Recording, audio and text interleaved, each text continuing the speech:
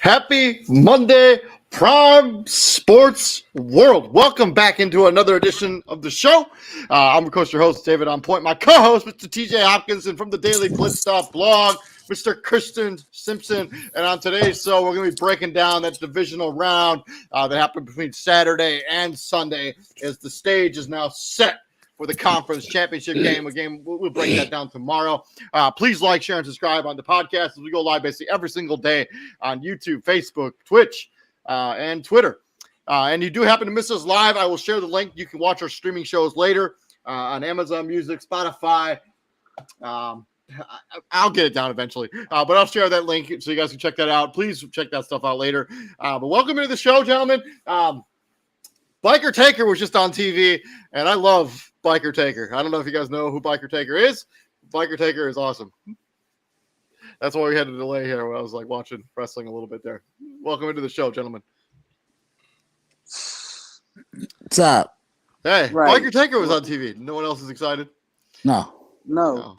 No. All right, that's cool. It's fine, just me. All right, it's all good. That's all good. But yeah, we're gonna break down the divisional rounds. Christian, by the way, sorry about your New York Football Giants, but all good things have to come. What you sorry for? I had them losing. What you saying sorry for? Look, business is business. Ain't that right, TJ? Wow. Wow. Oh man. Wow. All righty. But yeah, I mean, look, it is what it is. It was what it was. That game wasn't close. No, it it wasn't. Being real, a lot of the matchups here on divisional round were not all that close. Let's jump right into the first matchup here. We got the Jaguars, the upstart Jacksonville Jaguars, going into Arrowhead and getting kind of manhandled a little bit by the Kansas City Chiefs. The score was 27-20, but it really wasn't that close. Jacksonville did score a field goal late to make it kind of sort of interesting. Scored 10 points in the fourth quarter. But really what people are talking about now is this Patrick Mahomes injury. Looked very similar to the Tony Pollard injury that we'll get to later. But Kansas City does enough to win, 27-20. Trevor Lawrence came into this game, 24 of 39, 217 yards, 1 touchdown, and 1 interception. The interception was an excellent play by the defender. Travis Etienne, 10 carries, 62 yards, and a touchdown. And then Christian Kirk had the lone receiving touchdown for the Jacksonville Jaguars. On the Kansas City Chiefs side, Patrick Mahomes obviously left this game for a while at the high ankle sprain. Came back in after halftime. 22 of 30, 195 yards and 2 touchdowns. Chad Henne came into this game when Patrick Mahomes went out and played well for what he needed to do there. 5 of 7 for a touchdown. Isaiah Pacheco, 95 yards on the ground.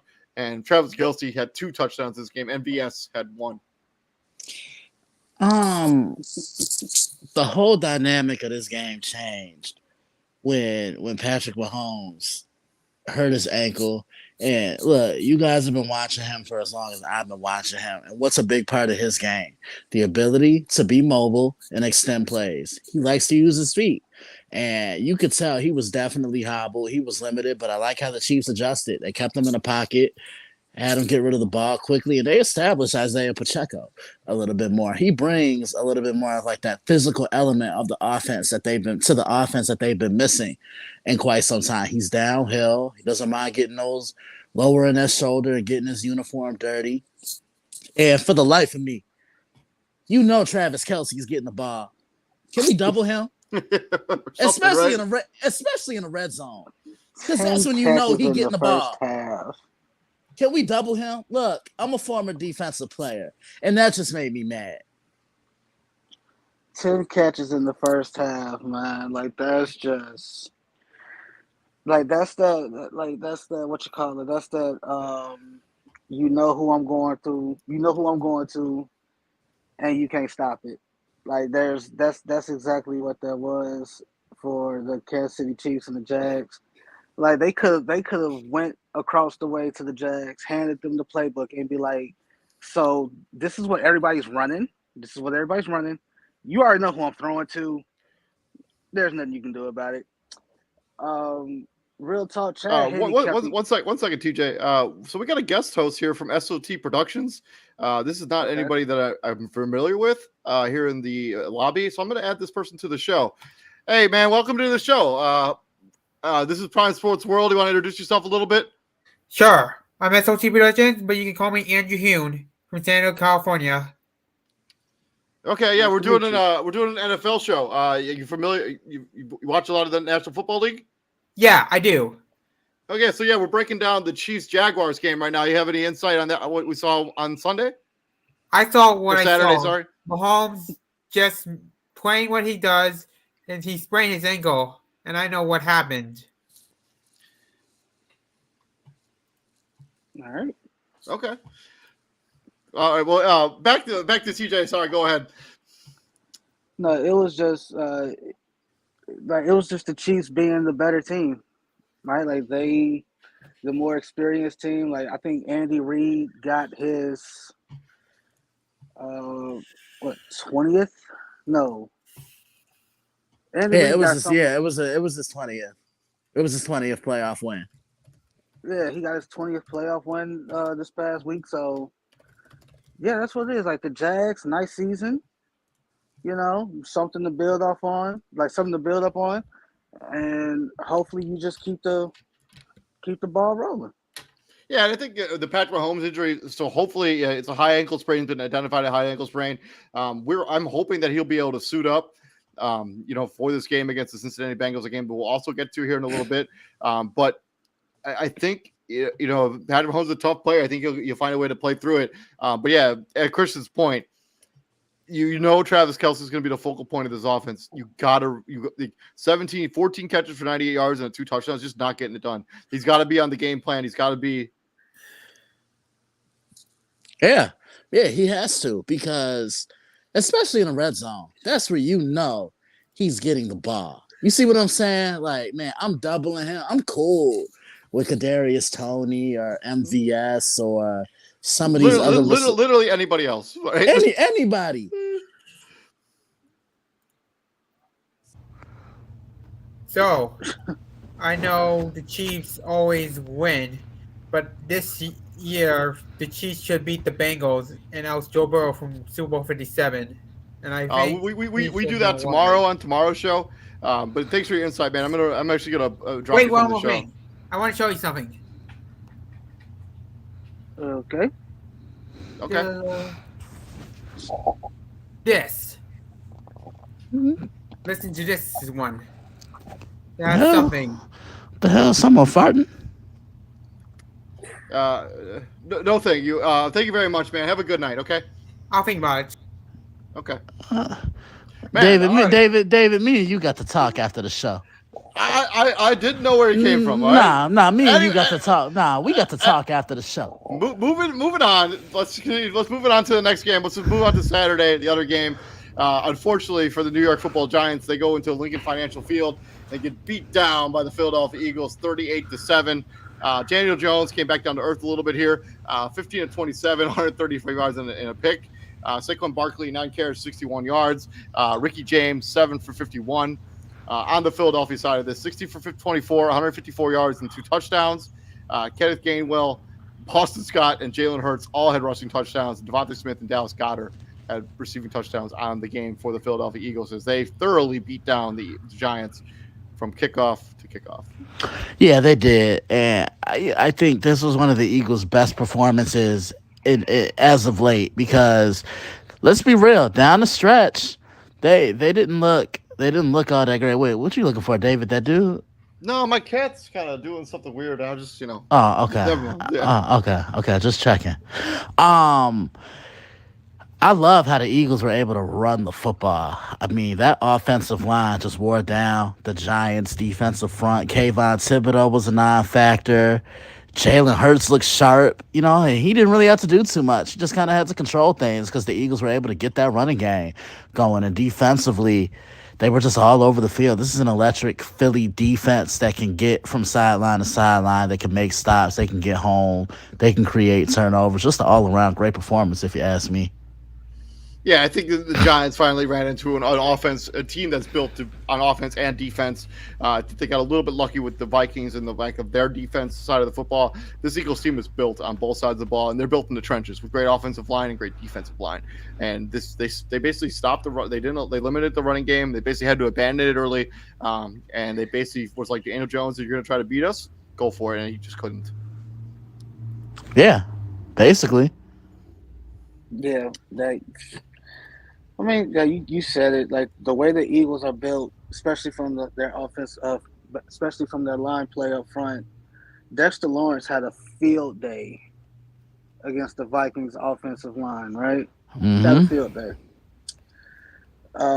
Yeah, he won. That's different when it's All Pro Jason Kelsey across the way, All Pro Lane Johnson across the way, and it's like you got guys The that, All-Pro Lane Johnson play with a torn groin right now.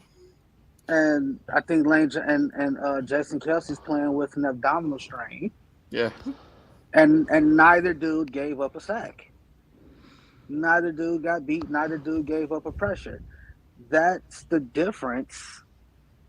Like literally, that's the difference between your All Pros and future Hall of Famers versus just your regular guys. And so I don't know, like it was one of those situations where like they were up big, the Giants score, and everybody's like, oh, like something can happen because we've seen big leads get blown, and the Philly's like, yep, nope, not this time. No, no, no. They got there. They got they one.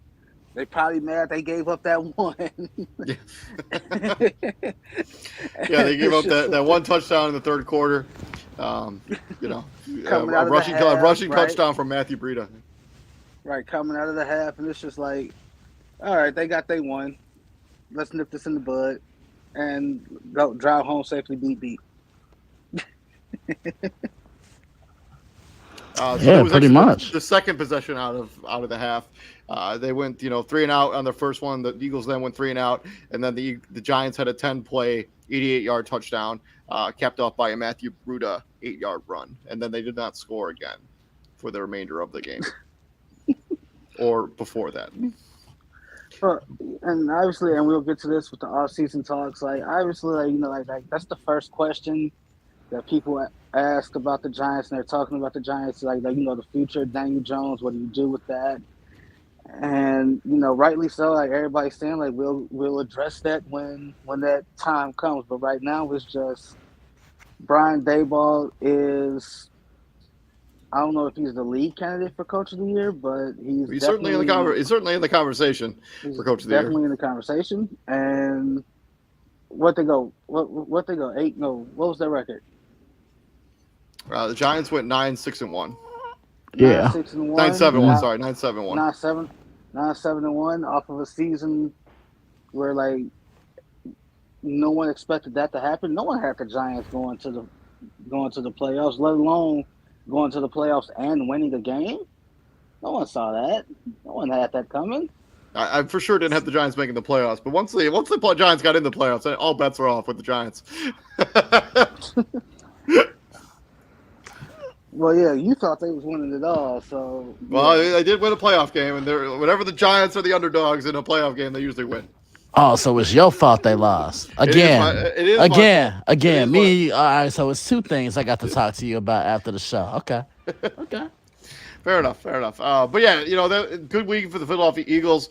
Saturday, of all of the matchups on Saturday, none of them were remotely close. Only one game the entire weekend was even remotely interesting to watch.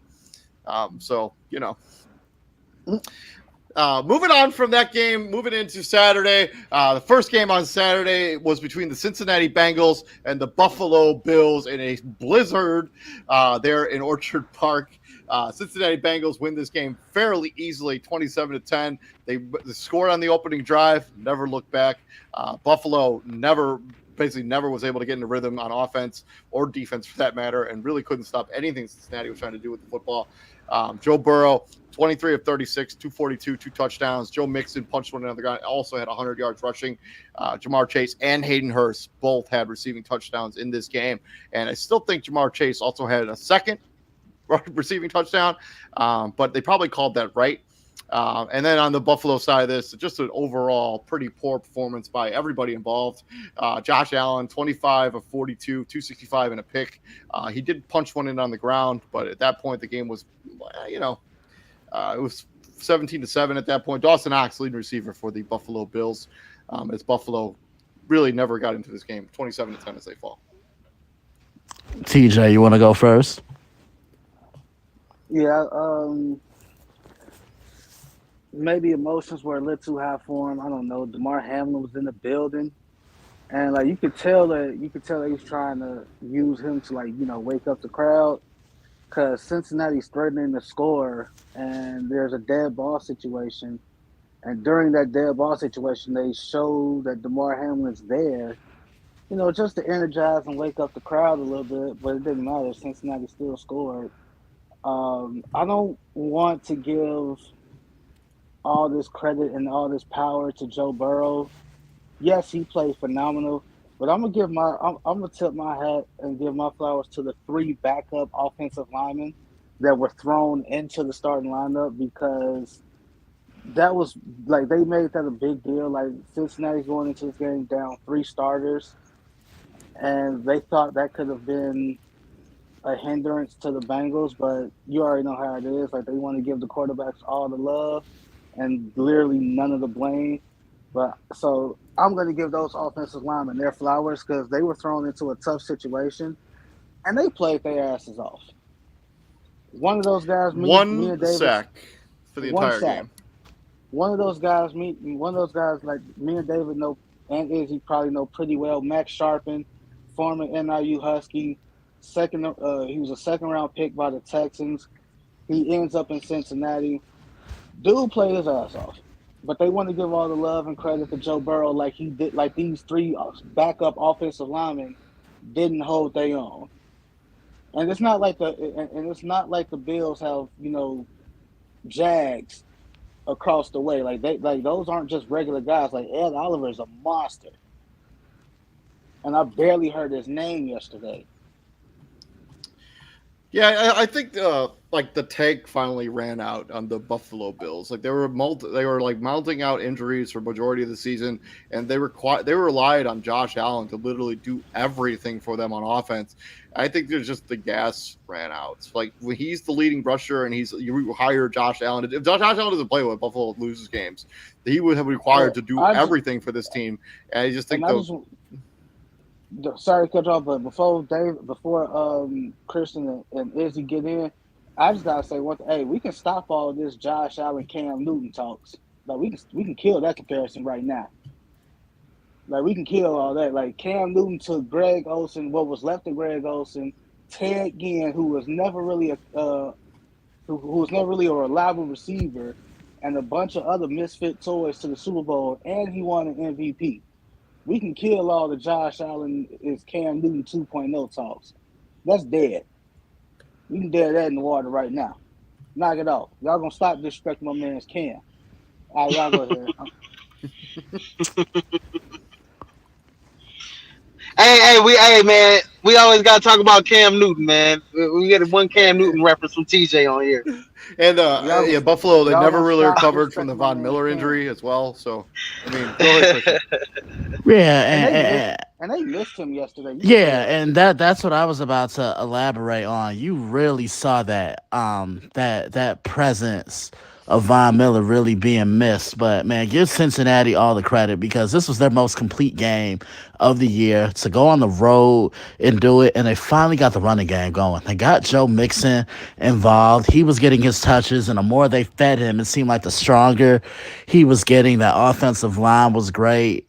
Joe Burrow was connecting with all his receivers. Boyd got a catch. Higgins got a catch. Jamar Chase was getting a look. But look, TJ's going to tip his cap to the Cincinnati offensive line, and rightfully so. I'm giving it to this defense because in my preview, I even said, keep Josh Allen in the pocket. Don't let him out the pocket. And I don't know if you guys noticed what Cincinnati's able to do defensively. They get home with just three guys. Get home with three guys, and then they play two linebackers back. So it looks like the linebackers are going to blitz. However, those are spies. So if a mobile quarterback or a guy who likes to move the pocket is shifting to the right, there's a linebacker right there who's shifting to the right with him. Same on the left side as well. And those spies just contain Josh Allen, and they set the edge. And yeah, like David said, Buffalo could just never get into a rhythm. Joe Burrow does it again. Another hostile environment on the road, and he's just never phased. Izzy, we talk about it all the time. We saw this same mentality from Joe Burrow back at Baton Rouge.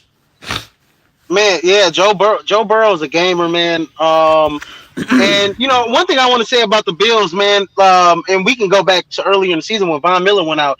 I mean, they run a base package of a 4-2-5, which is a nickel defense, but you have to bring pressure with four guys on that defensive line. And when you don't have any pressure on one of the more premier quarterbacks than Joe Burrow, he's just going to tear you apart. Ed Oliver, instead of he's taking on doubles all the time. I mean, and nobody else is getting home. That's a problem, right? That's a problem. And I think TJ alluded to that too.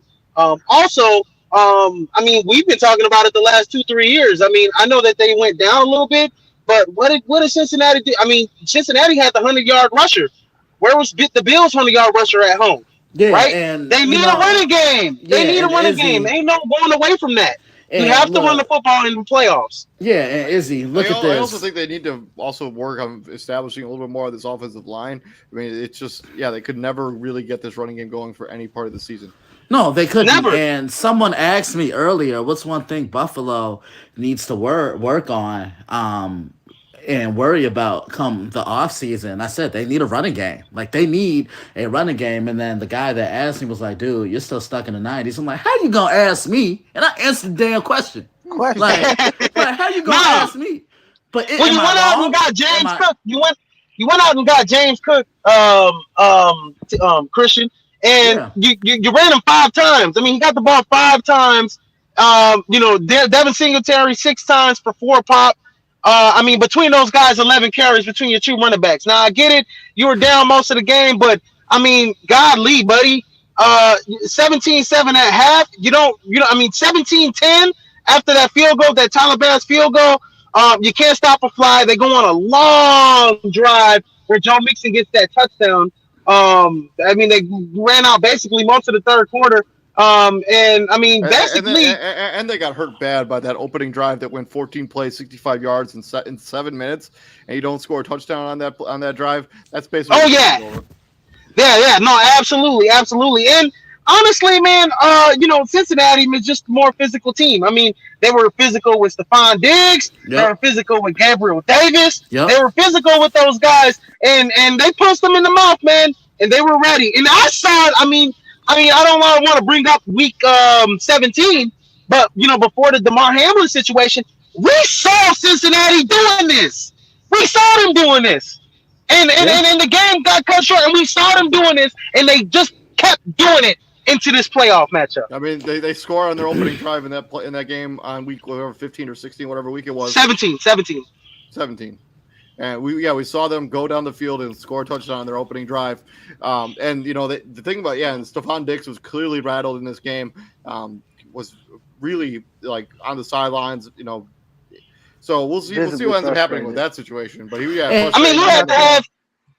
to have Duke Johnson, who's a practice squad player, go back and go get him to go be with his team because he was so thoroughly upset. And so it's interesting to see, and I know we're talking about the offseason stuff, but Leslie Frazier really, they're gonna put the blame on him. But that defense, that's Sean McDermott's 4-2-5 defense. That ain't Leslie Frazier's 4-2-5 defense. Exactly. You brought Leslie Frazier in because Sean McDermott got clearly 100% out coached in this game from wire to wire. From the jump. Yeah, and on top of that, man, I want to give Cincinnati's defense some more credit because not only do they rush 3, they still win their one-on-ones on the outside and the secondary. I think that's what's really impressive.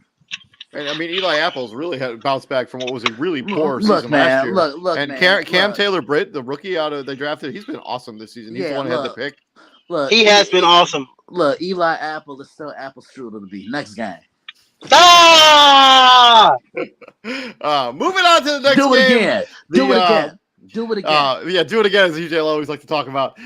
Dallas Cowboys rolling into Levi's Stadium and taking on the San Francisco 49ers, and a similar result in Dallas Cowboys playoff success. They did not make it to the conference finals as they get beat by Brock Purdy, 19-12.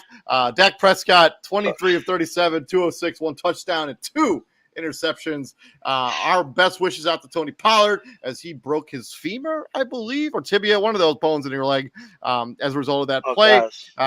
My girlfriend broke that bone just recently. So, I do think they will be looking at that particular type of tackle to see if there's a way we can Nope, ain't no wrong with it. It ain't policy out of the NFL. But Ezekiel Elliott, 10 carries, 26 yards. And then CeeDee Lamb, 10 for 117. Dalton Schultz, 5 for 27 and a touchdown. Bobby Schultz's cousin.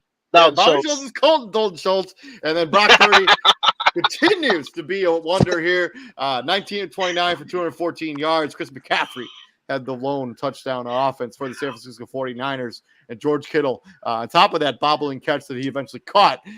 Good game here, 5 of 95. Hold on. Before anybody goes, David, did you just release some of your inner Paul Heyman on that Brock Purdy over there? I did. Brock Purdy. I was watching that live when he did that because I was watching Monday Night Raw and I saw that live. I was like, no way, so awesome. I love me some. Anyways, Biker Taker was on TV. I'm the only one who cares. It's fine. Yeah. Anyways, this game. Yeah, man. The Dallas Cowboys defense played a hell of a football game. I mean, they matched the 49ers intensity quarter for quarter, and they still lost. And once Tony Pollard went down, that was all she wrote, folks, because once you take your second explosive player out of the system, now Dak Prescott's keying in on CeeDee Lamb, right?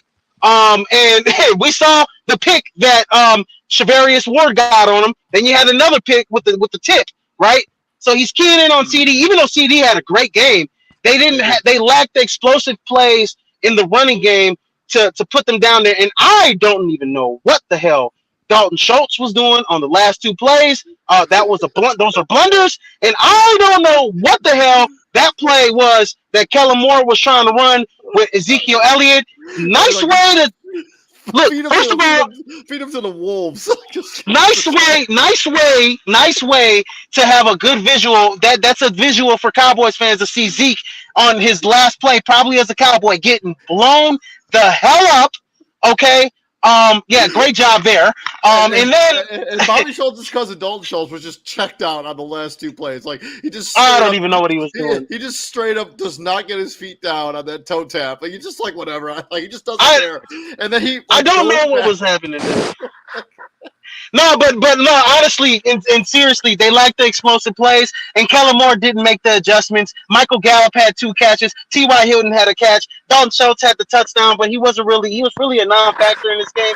I don't know what they do with Dak. I don't know what they do moving forward, but you can't waste this defense. That's all I gotta say. Yeah. Watching this game, it kind of felt like I was in the 1990s all over again. Low scoring, physical, hard hitting, my style of football.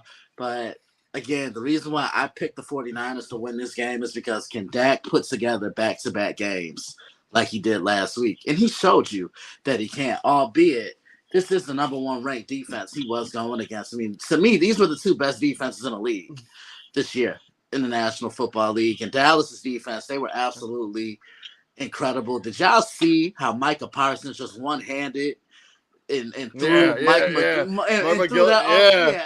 threw look, he didn't throw him out the club. He threw him out the country. I just put it to you. I just put it to you like that. But San Fran had a tough time yesterday, really getting that running game going. They couldn't win the trenches up front. But San Fran's defense once again came to the rescue. And I there are 2 things I need to know. One, what the hell was that play at the end for Dallas? Well, I guess they really wanted to go to Cabo in grand fashion.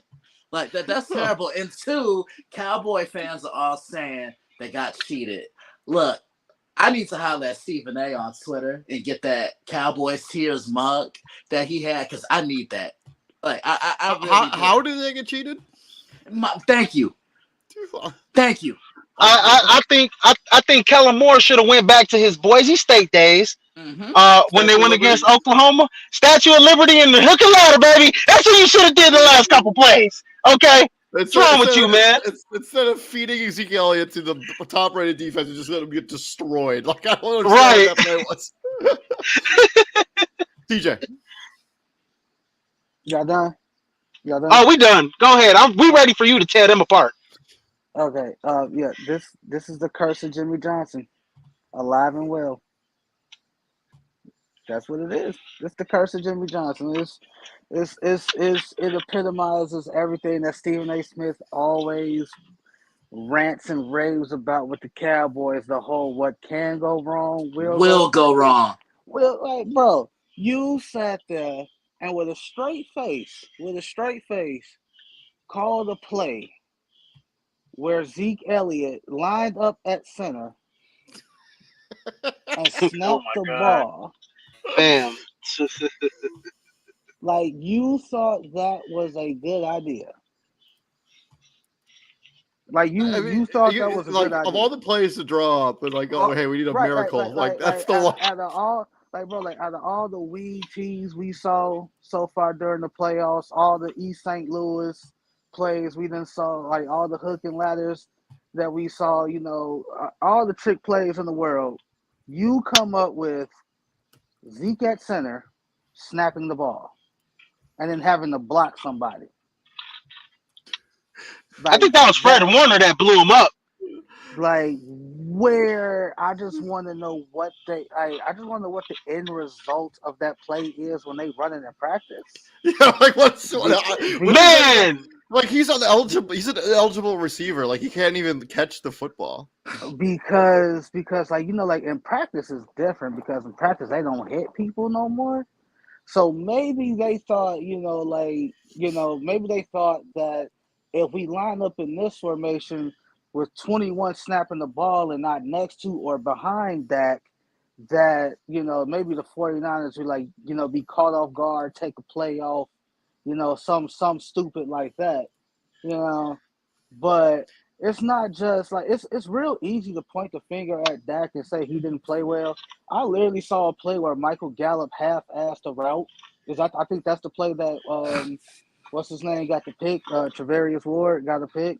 Michael Gallup was like he ran a route so lazily, and it's just like what it's like, dude, what was that? Like, do you not know what's at stake here? This is a chance for the NFC Championship, and you out here half-assing your route. Like, what is that, dude? Like at some point in time, you gotta want it. You gotta want it. At the end of the day, Dalton Schultz had a bunch of headache plays like that. Like in that last drive, like he must have thought he got the other foot down before he caught the ball because he just like never even bothered to even try to get the other foot into inbounds. Like he cost him like 23 seconds. Yeah, something like that. Yeah, but I mean, they didn't lose because of that particular play, but it certainly didn't help. Michael Parsons coming at Deebo Samuels talking about some, bro, what did you do all game? I don't know. He won. Hey, he won, right? Exactly. Right. I mean, he had four carries for 11 yards, and he had 4 catches for 45 yards. I mean, it's not an all-pro banner type game, but but he won. The W doesn't. All you got is a W. Marcus Parsons gonna learn, man. He gonna learn. The play got to back up the talk. So Nick Bosa is on Twitter talking about some America's team strikes again. Absolutely right. America's team strikes again. So everybody, all the Cowboy players, they can get mad. They can, they can have an attitude, with the 49er players all they want, because they can't. It don't matter. You lost, they won. So for Michael Parsons to go up to Deebo Samuels on Twitter and be like, bro, what did you do all game? Deebo can easily say, hey, did I have my best game? No, but I beat y'all. My team beat your team. Deebo could easily say, I just got you an IKEA couch. I'm sending it to your house. Mm-hmm. But my thing is this the San Francisco 49ers I know how the boogeyman looks like, and it's the San Francisco 49ers. I mean, I'm a Packer fan, and I know, and this is the boogeyman for the Dallas Cowboys. Back to back years. In the Back-to-back last years. the last drive of the game, you have a blunder. Last year it was Dak Prescott going sliding, and they couldn't get the ball. They couldn't get the ball snapped off in time to kick the field goal. This year, Dalton Schultz has Was a that blunder, and play? then they do that dumb play.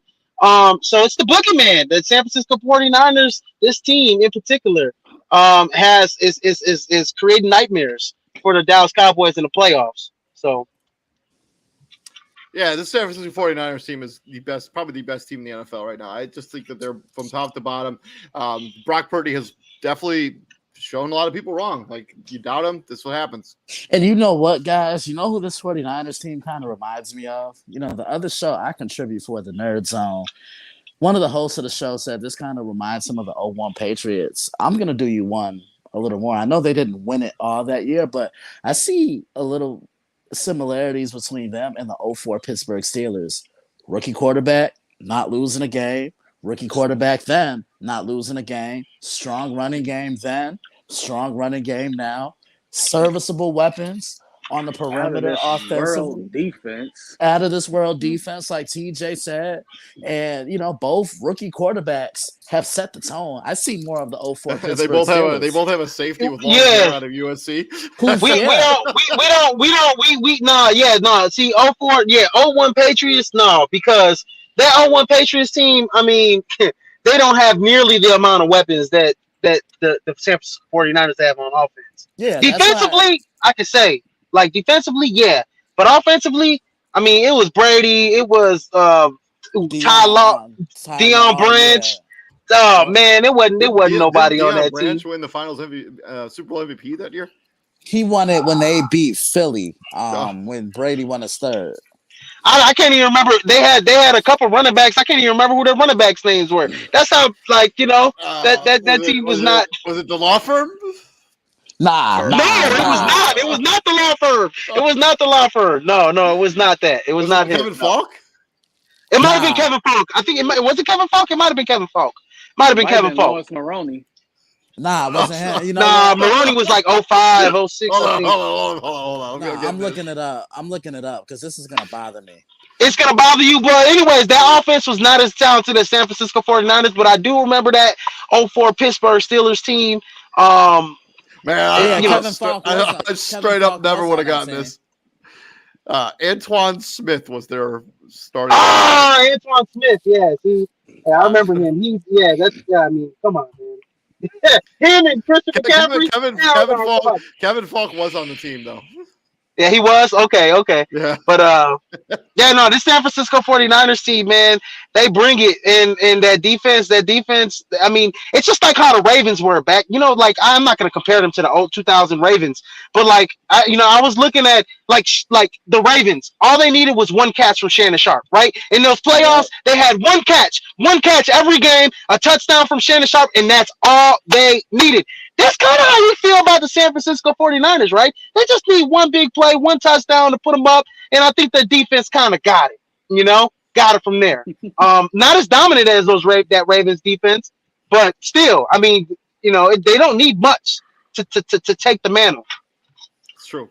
But yeah, that's been our recap of the divisional round. Now, game balls of the week. So who is getting your guys' game ball? Izzy, since you never get to do game ball, I'll let you go first with your game ball. My game ball is gonna come out of left field for you guys, okay? And you guys are probably gonna be shocked, okay? But this is the unlikeliest probably game ball that y'all gonna hear all year. I'm gonna give my game ball to a backup quarterback, and it's not the backup quarterback that you guys are thinking of. Chad Henne gets my game ball of the week because of 95 yards going down the field before the half to get a touchdown. Before that, it was a 7-10 game, right? Before that, it was a 7-10 game. And you're talking about if Jacksonville stops them, gets a touchdown, gets good field position, we might be talking about Jacksonville going to the AFC Championship than Kansas City going to the AFC Championship. That drive was key. They won by 7 points. That drive was key before the half. for Kansas City. I know Jacksonville got the field goal before the half, but still, that was a big drive touchdown to come in there, drive them all the way length down the field. Chad Henne gets my game ball this week, and he threw a touchdown to Travis Kelce. It's not like he didn't make plays. My game ball is going to Boston Scott, who seems to be the kryptonite for the New York Football Giants. He's played the Giants, I think, 8 times in his career, or 9 times. He has 11 touchdowns against the New York Football Giants. If he played the Giants every single week, he'd be in the Hall of He'd Fame. be a Hall of Fame. You need to look, man. Look. Boston Scott has got my game ball. Shout out to Boston Scott. 11th career touchdowns, 11 of them against the Giants. Take your ass to grandma's house, and I hope she don't feed your ass. Sound a little upset. I'll deal with you after the show too, TJ. Sound a little. It's okay. You know, it happens. It's all right. Yeah, I mean, go ahead, though. Go ahead with your ball. Nah, you go ahead. You go ahead first, nephew. Because I'm still looking it up. Just Jesus Christ. I think I kind of touched on mine already. You know, I'm the 3 backup offensive linemen for the Cincinnati Bengals to come in to hostile territory in Buffalo and hold their own. And like David said, they gave up what, 1 sack? 1 sack for 2 yards. One sack for the whole game, and it's just they killed any kind of narrative, any kind of worry, any kind of whatever you had, trepidation, whatever you had against that Cincinnati Bengal offensive line. They just like, you know what, we got this. And again, to bring up Max Sharping, this isn't like, it's not like this was his like first start of the game, like first start of his career. Like, dude had over like 50 starts to his name because he spent years and like he was a part of the Houston Texans and he started down there. So it ain't like this was just, you know, some run-of-the-mill offensive lineman who had limited starts. Like, no, Max Sharping can probably go on all 32 teams and gonna crack somebody's rotation. Oh yeah. Right? Oh yeah. So yeah, the backup 3 linemen for the Cincinnati Bengals get my game ball. That's actually a luxury, TJ, to have a guy like Max Sharping, because when I look at Max Sharping when he was on the Houston Texans, I feel like Houston like just completely just blew it up and wanted to be, you know, they got rid of all their quote unquote like good players just so, you know, so they can restart the franchise, especially with the Deshaun Watson situation. So yeah, Max Sharping, like you said, man, he could go on any team and start. He could probably go back to Houston and start on the offensive line. God damn it, he'll make them a better offensive line. And Christian. So who are you giving your game ball to? I'm sticking with the Bengals as well. I'm giving it to Joe Mixon. 20 carries, 105 yards, 5.3 yards per attempt, and 1 touchdown. They kept feeding him the ball, and he kept doing something with it. Really provided that balance for the Cincinnati Bengals. Yeah, Joe Mixon, you know, ever since he had that 5 touchdown game against the Carolina Panthers, it's been relatively quiet for the remaining. Like he had an injury. Yeah, they made it a mission to keep bringing that up. Like since the 5 touchdown game against Carolina, Joe Mixon has scored 1 touchdown. I'm like, all right, we get it. We understand. Good God, we know. But yeah, that's been our 2023 divisional round recap. We are going to be back here tomorrow when we break down the conference championship games. We're also going to break down the Houston Texans offseason, so you don't want to miss that content. Thank you very much, everybody, for joining us. Please like, share, and subscribe to the podcast. And if you do miss us live, Izzy, where can you catch us? You can catch us on Apple Podcasts, Amazon Music, iHeartRadio, Spotify, and Samsung Podcast. Yes, and I have shared the link to all those places so you can check that out. But yeah, I've been David Huffman right there as the CEO, Mr. Israel Vera, my co-host, Mr. TJ Hopkins, and from the Daily Blitz.blog, Mr. Christian Simpson. And gentlemen, what we do here at the Prime, my friends? We bring the heat. We bring the heat. Yes, and we watch Biker Taker on Raw 300. No, the hell we don't. And I love the meme that I sent. I love the meme that I sent to y'all. I'm thoroughly inviting the Dallas Cowboys to the sit your ass down room. Okay, there we go. But yeah, we'll be back here tomorrow. You guys all have a nice night and stay safe out there. Peace out. Yep.